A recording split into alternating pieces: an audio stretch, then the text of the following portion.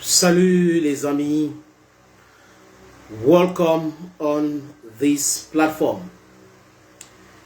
Aujourd'hui, en moins de 15 minutes ou 15 minutes, nous allons parler d'Haïti, nous allons parler du Sénégal, nous allons parler de l'Ukraine, nous allons parler du Niger, nous allons parler de la CEDEAO, et nous allons parler de la République démocratique du Congo. Le live est intitulé Actualité du jour. Haïti, République démocratique du Congo, le Niger, la CEDEAO, l'Ukraine et le Sénégal. Je vous salue une fois de plus, peuple africain, jeunesse africaine. Je commencerai mon propos avec ceci, les amis. Sachez, mettez ça dans votre tête, que personne ne va nous libérer si ce n'est pas nous. Si on ne se lève pas pour marcher, pour combattre, personne d'autre va faire à notre place. Il n'y a aucun Dieu quelque part qui va se lever pour combattre à notre place. La libération du peuple africain est entre ses mains, la tête et les pieds. J'ai vu deux vidéos tout à l'heure qui m'ont vraiment intrigué, les amis. La première vidéo, en passant, je vais dire à Abdourahmane Khalidou, merci mon frère, et Sidi Tirera, merci Thierry. J'ai vu une vidéo aujourd'hui qui m'a intrigué. Benjamin Netanyahu qui dit que il va libérer l'Afrique. J'ai failli écraser une larme. Mais je me suis rendu compte qu'en combattant, on ne pleure pas. Mais quand ça fait très mal, on continue dans le combat. Netanyahu, qui maintient le peuple palestinien dans la souffrance, dans la misère, prétend être celui-là qui va libérer l'Afrique, qui veut libérer l'Afrique. Libérer l'Afrique de quoi? C'est la question que je me pose. Parce que quand vous écoutez le discours de quelqu'un qui est incohérent, de quelqu'un qui est inconsequential, you can just note it. Si Netanyahu ne sait pas que nous savons, ça veut dire que lui, il a un problème. Il doit souffrir du somnambulisme. Pendant que nous souffrons de l'insomnie, parce que nous voulons la libération de l'Afrique, le somnambulisme le ronge avec son ami Joe Biden. Pourquoi je dis ça? Israël compte 13 millions de personnes. Les Africains, 1 milliard 300 millions de personnes. La superficie de l'Afrique, c'est plus de 30 millions de kilomètres carrés. C'est Netanyahu qui va venir nous libérer. Qui libère déjà le peuple palestinien qu'il a maintenu en prison, qu'il est en train de bombarder tous les jours. Vous savez pourquoi Netanyahu peut dire ça? Il peut dire ça parce que nous avons des dirigeants moribonds, nous avons des dirigeants corrompus, nous avons des dirigeants qui ont fait des licences en haute mer. Donc comment diriger une colonie française? Ce sont eux qui sont là aujourd'hui, qui se disent économistes de pacotille. C'est pour cette raison qu'on peut voir un Netanyahu qui parle de la libération de l'Afrique. C'est pour cette raison qu'on peut voir le ministre des Affaires étrangères de l'Ukraine et Zelensky, Kouliba et Zelensky dit on ne va pas laisser la Russie seule en Afrique et tout ça. On doit s'occuper de l'Afrique. Nous sommes devenus les bébés. Les gens vont s'occuper de nous. Il y a Kinoge Getso qui dit bonjour sénateur, merci pour ton combat. Merci frère. Le plus important frère, c'est de partager beaucoup de fois, partager dans beaucoup de groupes. S'il y a 3 personnes qui écoutent le message et qui entrent dans le combat, c'est le plus important pour moi. Le plus important, ce n'est pas la masse et tout ça. C'est nécessaire, mais c'est doucement. Donc partagez pour ceux qui sont en train de regarder. Je ne vous oblige pas. Si vous pensez que c'est nécessaire, s'il vous plaît, faites-le. Donc, nous, jeunes Africains aujourd'hui, on demande qu'on nous respecte. On est en train de vieillir, mais bon, il y a des enfants qui arrivent, mais on demande qu'on nous respecte. On ne demande rien à personne, on insiste sur le respect, parce que quand on est en train de bagarrer pour notre souveraineté, pour notre liberté, ce n'est pas faire du mal à quelqu'un. Ceux qui sont en train de penser libérer l'Afrique aujourd'hui, qui sont en train d'enchaîner les autres, qui sont en difficulté eux-mêmes, qui commence à se libérer. Qui commence à se libérer du diable, de la ségrégation, de l'apartheid et autres, les amis. Vous savez, je vais toujours revenir sur cet aspect de religion parce que ça fait du mal en Afrique. Vous vous levez le matin pour aller travailler ou pour aller au champ, vous voyez les mamans qui sont en train d'aller à l'église. Pour aller faire quoi? On se pose la question. Et si vous savez qu'en Inde, en Chine, toutes ces choses-là sont réglementées. Les gens travaillent d'abord, il y a des heures pour aller à l'église et c'est coordonné, c'est organisé. Parce que la religion, c'est une arnaque imposée en Afrique pour nous maintenir dans le sous-développement. Je répète, c'est une grosse arnaque, la religion. Les images de Moïse par-ci, Jésus par-là, Satan ici, Dieu là-bas. Il y a quelqu'un qui nous a créés, d'accord. Mais le reste, c'est une fiction, c'est l'arnaque. Je répète, je suis existentialiste, cogito ergo sum. Mais seulement, je répète, tout cela, c'est une arnaque. À chaque fois qu'on vous demande de croire sans réfléchir, sachez qu'on est en train de vous arnaquer. Et le peuple africain est dans cette arnaque-là. Et ils sont forts. Quand ils voient un Africain qui est en train de parler de Dieu, de la religion et tout ça, ils sont très contents. Parce qu'ils se disent, voilà un autre abruti. On a réussi à abrutir l'autre. Il va continuer à abrutir ces gens, son peuple. Ils voient une image des prêtres ukrainiens qui ont enlevé la soutane et jeté pour aller faire la guerre. Mais ici, chez nous, au Congo, vous allez voir, in the name of Jesus, Shiba, in the blood of Jesus, du n'importe quoi, on doit les fouetter. Ce sont des arnaqueurs. Ils disent qu'ils sont les serviteurs de Dieu, que Dieu les paye.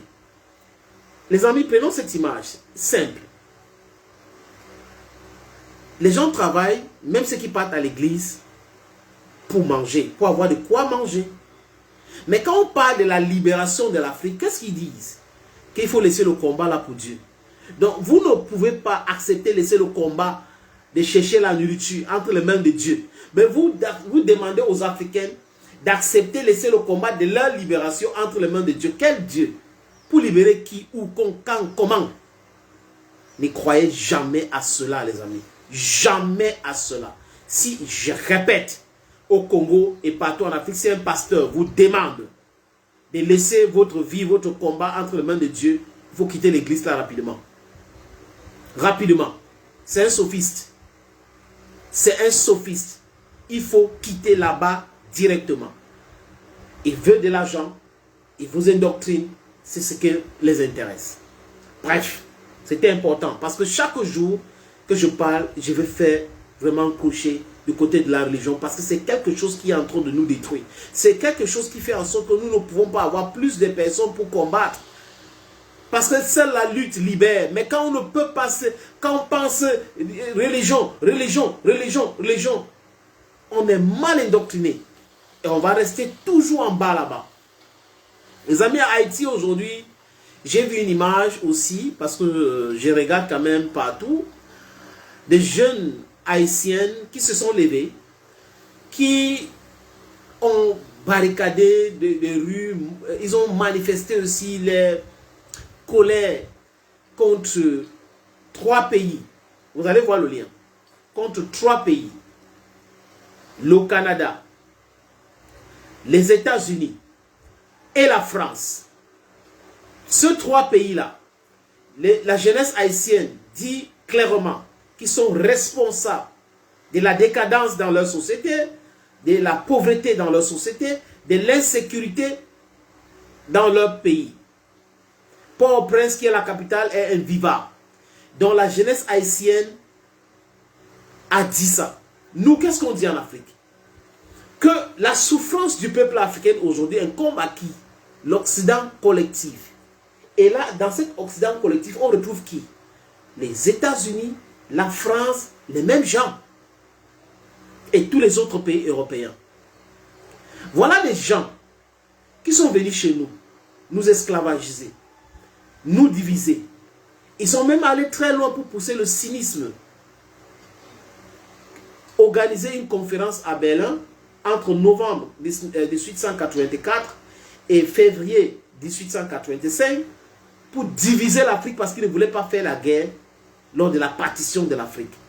Et nous, Africains, dignes de ce nom, les enfants d'Afrique, vous acceptez cela? Vous continuez de dire que le salut viendra d'un Dieu exporté, blanchi par les Occidentaux pour amener chez nous. Vous continuez à penser que les visas peuvent vous sauver. Vous continuez à penser qu'être fonctionnaire en Europe peut sauver l'Afrique. Stand up for your right. Bob Marley avait chanté Get up, stand up.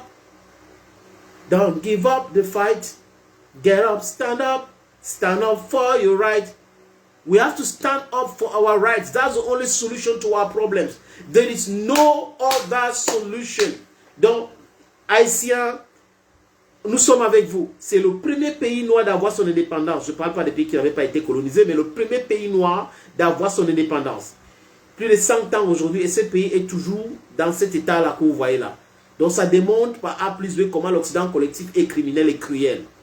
L'Occident collectif connaît maintenir les gens dans la galère, dans la souffrance. C'est ce qu'il faut savoir. Ils ne peuvent jamais aimer le peuple noir. Nous sommes le berceau de l'humanité. L'origine du monde, c'est nous. La richesse du monde, c'est nous. C'est pour cette raison qu'ils en veulent au peuple africain. Et c'est au peuple africain, et seul peuple africain, de se lever pour dire non à cette mascarade. Les amis, j'ai aussi parlé du Sénégal. Je vais brousser rapidement. Le Sénégal aujourd'hui, il faut dire que le dialogue a commencé hier et aujourd'hui. Et j'espère que dès demain, Macky Sall va annoncer la nouvelle date des élections dans ce pays. Il a voulu cette crise politique au Sénégal. Mal lui a pris parce qu'il comptait sur la France, les Américains. Mais la force de cette guerre communicationnelle que nous avons lancée a perturbé les chancelleries. Ils étaient obligés, les amis, de mettre la pression sur Macky Sall et il a fléchi. Il sait aujourd'hui que la prison n'est pas très loin. Donc du coup, il était obligé d'accepter ce que le Conseil constitutionnel avait décidé. Donc les sages ont décidé, c'est comme ça qu'on les appelle, mais ces mêmes sages-là qu'on l'accuse de corrompus. Vous savez que lors de ce dialogue-là, 17 des 19 candidats ont refusé de prendre part. Et il y a une coalition pour sauver l'élection au Sénégal. On lui demande d'organiser les élections avant le 2 pour partir. Lui-même, il a dit qu'il veut partir le 2. Mais selon les dits, Macky Sall veut organiser les élections au mois de juin avant de partir.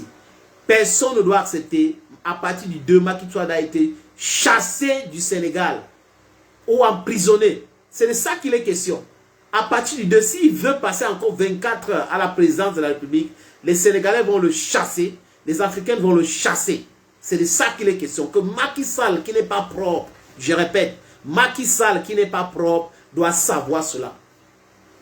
On ne va pas entrer dans le let's-proof. Et tous ces autres amis qui sont en train de regarder, votre tout, pas trou, viendra. Peut-être qu'on va vous mettre dans le trou. C'est de ça qu'il est question aujourd'hui, les amis. Il sait lui-même que sa conférence, que ce dialogue a échoué lamentablement. Et il a honte aujourd'hui parce que la société civile était présente. Mais imaginez que lui veut dialoguer avec les candidats et que c'était les candidats qui devaient lui donner la date des élections. Mais les candidats ont refusé à leur grande majorité. J'ai dit 17 de 19. Et il parle de quoi aujourd'hui? Une loi d'amnistie. Il va amnistier les gens de la crise politique de 2021 jusqu'à aujourd'hui au Sénégal. Douman Diaye Faye, je crois que M. Faye, qui est le numéro 2, est candidat aux élections présidentielles, est en prison. Ousmane Sonko est en prison. Et certains pensent aujourd'hui qu'il veut libérer Ousmane Sonko. Mais seulement Macky Sall doit savoir. Il ne faut pas se cacher. Le problème de l'Afrique aujourd'hui, c'est trop de diplomatie qui tue la diplomatie. Il faut dire les choses clairement. Macky Sall a fait du mal dans ce pays. Il a fait exécuter les enfants des gens pour rien. S'il n'avait pas annulé ces élections, il y a des morts qui ne devaient pas arriver. Donc Macky Sall doit payer. Il doit savoir ça qu'il doit payer. Tous les autres, les amis, en Afrique centrale comme en Afrique de l'Ouest, partout, vont payer. On ne va pas dire, on va laisser entre les mains de Dieu, c'est Dieu qui va décider. Laissez-nous avec des histoires pareilles. Ils vont payer. L'enfer, c'est sur terre. Le paradis, c'est sur terre. Tous les autres, c'est une vue de l'esprit. On ne va pas entrer là-dedans. On ne va pas entrer là-dedans, les amis. Merci pour le soutien, François Endo. Je vous soutiens depuis Lomé, Togo. Merci, frère, depuis Lomé au Togo. Donc, Macky Sall, c'est fini pour lui. Et la CEDEAO a honte aujourd'hui. Regardez-moi la CEDEAO que les pays de l'AES ont mis KO. J'entre là maintenant pour parler, comme je vous ai dit, que c'est l'actualité du jour du Niger. Le médiateur appelle Abdourahmane Tiani, rencontre Abdourahmane Tiani, pas de Fort Eyadema, qui n'est pas un exemple quand on parle de la démocratie, même au Togo, parce que Fort Eyadema pense aussi que le Togo appartient à sa famille et qu'il peut modifier la constitution, il peut rester au pouvoir comme il veut, mais il ne se rend pas compte qu'à force de penser comme ça et d'instaurer la peur, ça va mal se tourner contre lui très bientôt aussi. Il ne se rend pas compte. Et vous allez voir que quand ça va se tourner mal contre Fort Eyadema, il va convoquer le peuple, mon peuple. Il n'y aura pas ça. C'est maintenant qu'il faut libérer ce peuple-là. C'est maintenant qu'il faut laisser le pouvoir organiser les élections pour que quelqu'un d'autre gère ce pays. Le Togo n'appartient pas à la famille Eyadema. Bref, quand j'ai dit ça, parce qu'il est médiateur de la CEDEAO, ils se mettent à genoux aujourd'hui devant Abdourahmane Tiani. Vous savez qu'ils ont essayé de corrompre Assimi Goïta. Ça n'a pas marché. Ils se sont fâchés donc. Comment on vous propose de Macky Sall était même au Mali. Ouattara a appelé. Donc on vous propose des trucs, vous ne voulez pas accepter, vous voulez quoi? Ok, on va voir. On va vous couper la lumière, on va faire ceci. Jusqu'à aujourd'hui, ils se sont rendus compte que le peuple malien est résilient. Quand Ibrahim Traoré arrive, vous avez vu cette balai diplomatique, Union européenne, la France, tout le monde et tout. Mais ça, ils avaient oublié que Ibrahim Traoré, c'est la réincarnation de Thomas Isidore Noël Sankara. Ils veulent la souveraineté du peuple burkinabé, du peuple africain. Et là, les propositions de 10% dans le pétrole et autres, pour lui rendre milliardaires, les maisons, les passeports diplomatiques et autres, il a craché sur ça. Et ça les a énervés. Après, ils ont essayé. Envoyer les Jean-Claude Kassibrou, le gouverneur de la BCAO, envoyer le vice-gouverneur de la BCAO qui sort là pour dire, oui, la croissance au Burkina Faso, la croissance. Et on a vu même les partis talents. Vous voyez qu'on n'a pas sanctionné le Burkina Faso. Ibrahim Traoré les a envoyés balader. Et j'ai dit, this guy is the type of person we want as a leader in Africa. As if that was not enough. Les gens qui ont sanctionné le Niger en disant qu'il y a coup d'État, c'est leur lexique, hein? C'est dans leur lexique. Nous, notre lexicon, quand on parle ça au fruit, on voit un autre mot, transition en douceur. Quand on a écarté les agents commerciaux là, c'était une bonne chose pour le peuple africain, le peuple nigérien. Et ils se sont dit, ok, on a essayé tout cela. C'est à cause des sanctions, la menace de l'intervention militaire au Niger qu'il y a eu la création de l'AES. L'AES n'a pas été créée pour que demain on commence à dire oui c'est bon. Non, non, non, non, c'est pour toujours. Mettez ça dans vos têtes. Il faut qu'ils mettent ça dans leur tête, les amis. Et ils sont à genoux devant Tiani. Vous avez vu que le gouvernement du Niger n'a pas fait un communiqué suite à la soi-disant lever les sanctions contre le Niger. Dégel des avoirs, c'était du banditisme qu'ils ont pratiqué. Il n'y a aucun texte de la CEDEAO ne permet de faire ce qu'ils avaient fait là. Donc c'était un groupe de bandits, de voleurs, des détourneurs de fonds publics. Quand on les a attrapés en pleine journée, ils étaient donc obligés de comprendre qu'on les a attrapés dans le truc, dans le web, genre que quelqu'un est en train de vouloir, oh, vous voyez, il laisse, et il commence à courir. C'est exactement comme ça avec ces machins qu'on appelle France CEDEAO, parce que c'est comme ça aujourd'hui les amis. Cette organisation ne doit pas exister. Ça ne sert absolument à rien si ce n'est qu'un clan pour protéger les putschistes au pouvoir partout, sauf au Burkina Faso, au Niger et au Mali. Pour l'instant, les amis, il n'y a pas de putschistes dans ce pays-là. Ce sont des dignes fils d'Afrique qui sont en train de combattre l'impérialisme, qui veulent libérer leur peuple. C'est ça qu'on veut. Dans les autres pays, ce sont des putschistes. Oui, je répète, ce sont des putschistes parce que on connaît comment ça se passe avec les constitutions, tripatouillage et autres. Les élections à 2 balles qu'ils organisent, le simulacre des élections. La CEDEAO se met à genoux devant Tiani en pensant qu'ils vont corrompre Tiani pour que Tiani puisse sortir de l'AES pour dire ok, je renonce à quitter la CEDEAO. C'est fini la CEDEAO. Il n'est plus question de revenir à la CEDEAO. C'est fini. Tiani a dit, Traoré a dit, Goïta a dit, put it in your brains. That is how it's going to look like. There is no way CEDEAO is out of question. Nobody's going to enter into that organization again. Stay with the other corrupt leaders who are there. But the people of Senegal, the people of Guinea-Bissau, the people of Côte d'Ivoire, le peuple du Bénin, le peuple du Ghana, the people of Sierra Leone, they are not concerned with that CEDEAO. Cette CEDEAO actuelle, c'est France CEDEAO et ça appartient aux élites corrompues qui sont en train de maintenir le peuple africain ou le peuple ouest africain dans la souffrance, comme d'ailleurs l'ensemble des dirigeants de l'Afrique centrale. Les amis. Bon, ils vont se mettre à genoux sur leurs problèmes. On s'en fout et Tiani et les autres s'en foutent. Ils avancent. Maintenant, les amis, on va sortir avec cette actualité de l'Ukraine. Vous voyez, quand quelqu'un est en train de mourir, il y a des signes qui ne trompent pas. Pour les gens vigilants, ils prennent les documents de la maison, de propriété et tout ça, ils gardent, ils envoient chez un frère, chez un cousin, chez un confident, chez un ami ou chez un notaire. Pour ceux qui ne sont pas visionnaires, les documents vont rester là-bas et ça va créer les problèmes s'ils ont des biens matériels. Maintenant, quand il est agonisant, vous voyez vous-même, il y a des signes qui ne trompent pas. C'est le cas aujourd'hui de l'Ukraine.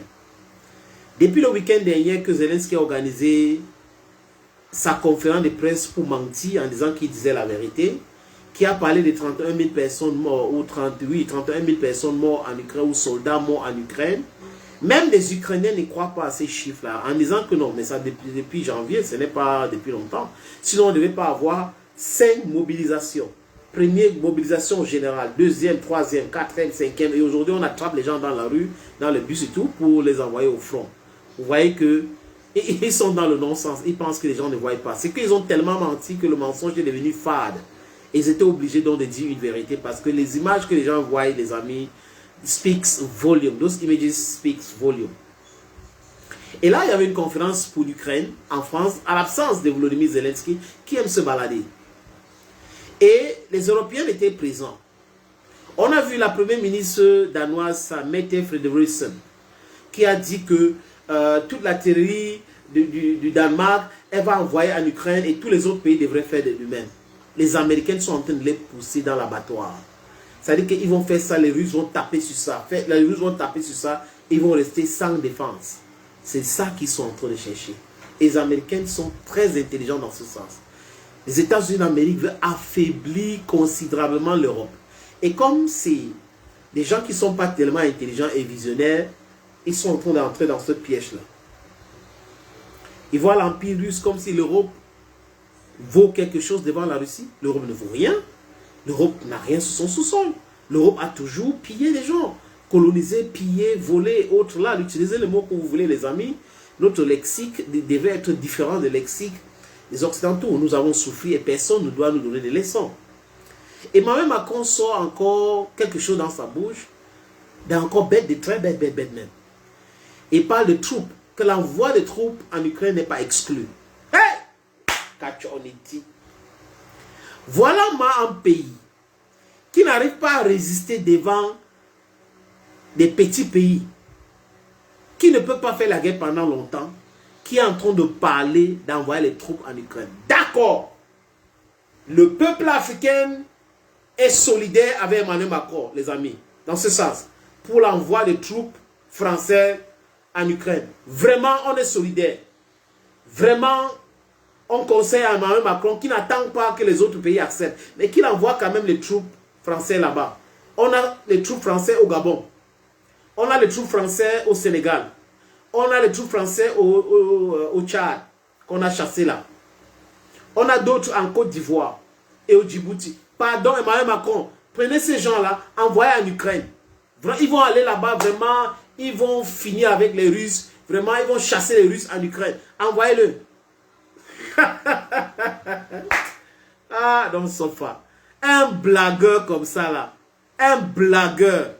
On n'exclut pas l'envoi de troupes. Vous avez envoyé des tonnes des armes, des mercenaires, ça n'a rien donné. C'est les troupes au sol. Envoyez donc officiellement maintenant. Vous allez voir. Ça veut dire que vous entrez en guerre et c'est l'Europe qui va brûler. L'Europe va brûler. J'ai dit l'Europe va brûler, les amis. Et là, nous, on est les polygames. Hein? Polygames. Il n'y a pas de polygame. Voilà. Peut-être que je vais épouser une Burkinabé, une Malienne, une Nigérienne, une Ivoirienne, une Guinéenne, une Togolaise, une Béninoise. C'est important. Soyez les polygames, le peuple africain. On ne va pas accepter tous les autres déviances là parce que nous sommes les polygames. Et on assume ça. Homme, homme, femme, femme, ce n'est pas notre dada. Quand j'ai fini de dire ça, j'ai dit, si Emmanuel Macron envoie les troupes français en Ukraine, vous allez voir, c'est les Européens qui vont entrer dans la Méditerranée pour fuir et entrer en Afrique. Oui, et ils vont, comme lors de la première guerre chez eux qu'ils ont appelé Première Guerre mondiale, la deuxième guerre brutale chez eux qu'ils ont appelé la Deuxième Guerre mondiale, ils fuyaient pour venir en Afrique. Donc quand ça va commencer là-bas, vous allez voir, les filles seront ici, là, les blanches là, beau maillées. C'est comme ça qu'on va faire les métis. C'est comme ça qu'ils vont travailler dans les champs chez nous. Pas qu'ils vont venir rester là, il y aura le travail où ils vont travailler dans les champs. Oui, là, ce transfert de technologie là, c'est ici maintenant, tout le business, tout va se passer ici. Sur le berceau de l'humanité. On va les accueillir. On ne va pas les repousser comme ils sont en train de faire là. On ne va pas se plaindre. On a encore les terres. 30 millions de kilomètres carrés. Il y a de l'espace. Il y a l'espace. Ils vont venir. Que Emmanuel Macron continue. Mais seulement en France, la classe politique critique de façon acerbe la déclaration d'Emmanuel Macron. Marine Le Pen trouve que Emmanuel Macron veut faire mourir les enfants des gens. Lui qui ne veut pas avoir qui ne souhaite pas faire des enfants, qui veut donner des leçons aux gens, il va aller faire mourir les enfants des gens. C'est pas Marine Le Pen qui l'a dit, mais en quelque sorte, elle a dit qu'il veut faire mourir les enfants des gens. Pour rien. Jean-Luc Mélenchon a dit que c'est une idée stupide de la part d'un président de la République, peut-être j'exagère, mais c'est en quelque sorte ce qu'il a dit, les amis, pas textuellement, de penser à faire une guerre contre la Russie, jusqu'à envoyer les troupes. Dupont-Aignan a dit aussi que Emmanuel Macron n'est pas quelqu'un de très bien réfléchi, les idées pareilles sont seulement de bouche des gens qui ne réfléchissent pas correctement. Bon, Emmanuel Macron. Et comme si cela ne suffisait pas, les amis, toute Europe se désolidarise d'Emmanuel Macron. Ils ont dit non, niet, niet. Le chancelier allemand, Olaf Scholz, a dit jamais, jamais, cette idée d'envoyer des troupes en Ukraine n'est pas la bienvenue. Meloni en Italie a dit aussi clairement, pas de troupes en Ukraine. Ce n'est pas possible. Les Néerlandais, voilà, les Néerlandais ont dit aussi niet à cela. Les Espagnols, niet à cela. Les Suédois, niet à cela. Les Polonais, qui sont des va-t-en-guerre, qui ont envoyé des mercenaires, tellement de mercenaires que la Russie a cramé, les amis, disent non à l'envoi de troupes officielles là-bas. Parce qu'ils savent, la Russie se prépare pour une guerre, une grande guerre contre l'OTAN. Ce n'est pas l'Ukraine là. Dès que ça va commencer, c'est là où vous allez voir les Satan 2. Les missiles Satan 2 va sortir. Les icônes qu'on est en train de produire, Poutine a dit d'ailleurs lui-même qu'on est en train de produire de façon industrielle les icônes, les missiles supersoniques qui peuvent porter une charge nucléaire. Et vous avez vu l'autre jour, il a piloté un des avions de bombardiers stratégiques. Et il dit qu'on vient de donner 4 bombardiers stratégiques à l'armée russe. Quand on dit bombardier stratégique, il a même parlé de sous-marins. Qu'on a donné beaucoup de sous-marins sophistiqués déjà à la marine russe. Vous comprenez qu'il n'est pas en train de rigoler. Il connaît tout cela. Donc vous voyez des gens qui ne réfléchissent pas, mais ne savent pas comment ils ont fait pour arriver à la tête de l'État. Emmanuel Macron qui va envoyer les troupes. Bon, il va commencer par envoyer ses grands-enfants, dont les petits-enfants de Brigitte Macron. Peut-être que c'est ça là où ça va commencer. L'Europe ne peut pas faire la guerre contre la Russie. Ils le savent. Regardez Zelensky aujourd'hui, qui dit que vous nous avez promis 1 million d'obus. Mais jusqu'à présent, vous avez envoyé seulement 30%. 30% dans 1 million d'obus, les amis, c'est quoi? 30%, ça veut dire que 300 000. Emmanuel Macron dit que ce n'était pas vraiment une idée une bonne idée, peut-être les chiffres étaient exagérés, l'Europe n'arrive pas. Il y a même Borrell qui a dit, bon, il faut arrêter de fournir les armes aux autres pays et tout ça, et envoyer tous ces armes-là en Ukraine. Donc, un contrat, c'est un contrat, M. Borrell. Ministre des Affaires étrangères de l'Union européenne, tu ne connais pas qu'un contrat, c'est un contrat, et que ces structures-là, ces sociétés-là vont vivre comment? Si on envoie tous les armes en Ukraine, vous allez financer les sociétés-là avec quoi? C'est avec l'argent qu'ils vont ailleurs, qu'ils s'en fait tourner, non? Vous voyez, les gens, ils sont aux abois. Et aujourd'hui, comme je vous parle là, il y a un autre village, c'est Solid Spring, je ne sais pas, qu'on n'a pas prononcé le nom, près de Adivka, qui vient de tomber. À l'heure où je vous parle, il y a un village près d'Adivka qui vient de tomber. Et Poutine a demandé à son armée de progresser rapidement. Donc la pression est énorme sur les Ukrainiens qui sont en train de tomber partout. Robotine partout. À Kharkiv l'autre jour, le commandant Maxime disait que c'est très compliqué pour eux. Vraiment c'est difficile. C'est ça, l'Ukraine est aux abois. C'est pour cette raison qu'ils sont en train de parler d'envoi d'armes. Où Stoltenberg dit qu'on va envoyer des armes, des missiles, qu'ils peuvent tirer partout. Voilà la raison pour laquelle ces gens-là sont en train de hurler partout. C'est parce que l'Ukraine est en train de perdre et les Otaniens sont en train de perdre lamentablement. Les amis, je vais prendre quelques messages. François Edo dit qu'il dit aux enfants français qu'il a 7 enfants, mais qui sont des enfants des autres. Vraiment, c'est un rigolo. Janine Warren Doumé, salut à toi. On a Bismarck Sissoko, bonsoir. Laisse la France prépare contre nous 3 dirigeants de l'AS. Oui, je sais que la France est en train de préparer un coup contre les dirigeants de l'AS. Mais Abdurrahman Tiani qui regarde nos vidéos, je peux vous rassurer parce qu'il y a des conseillers là-bas qui nous contactent de temps en temps. Abdurrahman Tiani qui regarde nos vidéos, Ibrahim Traoré qui regarde nos vidéos, Assimi Goïta qui regarde nos vidéos, savent qu'il doit être vraiment vigilant. Il ne faut pas faire l'erreur de Thomas Sankara. Il ne faut pas avoir pitié des amis qui vont trahir. Il faut les traiter comme des traîtres. C'est de ça qu'il est question aujourd'hui. Il faut traiter toute personne qui va essayer de torpiller la bonne marche de la souveraineté actuelle de ces pays-là. Il faut l'envoyer dans la poubelle. Comprenez les amis, on ne va pas utiliser les mots ici. Envoyez-le dans la poubelle.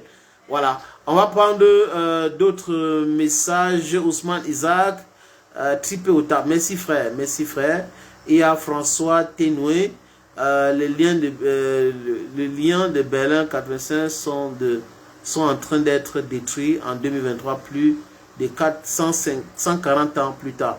Oui, tout ça là, on doit abolir ça. Les visas et autres entre pays africains, on n'a plus besoin de cette bêtise là que des bandits, des criminels comme von Bismarck, des criminels comme Léopold II ont créé, ont venu diviser, ils ont massacré les gens, tué 20 millions de personnes au Congo, et on parle de lui comme quelqu'un de bien en Belgique, alors que c'est un criminel devant l'Éternel.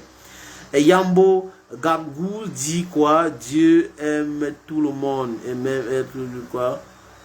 Je ne comprends pas ce qu'il parle là. Bonjour monsieur Clétus, merci pour le travail, courage. Merci Matin Simpare, bonsoir sénateur, merci beaucoup.